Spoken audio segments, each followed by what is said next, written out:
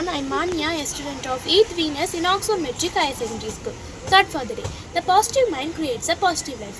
Your thoughts have the power to shape your reality. When you choose to stay positive, even challenges become opportunities to grow. Believe in yourself and keep moving forward with hope. A strong and cheerful mindset will guide you towards success. Be optimistic and brighter days will always follow. Thank you. Have a marvelous day. அனைவருக்கும் இனிய காலை வணக்கம். என் பெயர் சுபாஷ்னா. நான் Oxford matric பள்ளியில் 8ஆம் வகுப்பு படித்து வருகிறேன். இன்றைய குறள்: கேடில் விழுச்செல்வம் கல்வி ஒருவருக்கு, மாடல்ல மற்றையவை என்று திருவள்ளுவர் கூறியுள்ளார். ஒரு மனிதனுக்கு அழியாத சிறந்த செல்வம் கல்வி மட்டுமே. மற்ற செல்வங்கள் எல்லாம் இதற்கு ஈடாகாது. கல்வி என்பது புத்தகங்களை படித்து மதிப்பெண்கள் பெற்று வேலைக்கு செல்வது மட்டுமல்ல, அது ஒரு மனிதனை நல்வழிப்படுத்தவும் பகுத்தறிவோடு சிந்திக்க வைக்கும் உன்னத கருவி.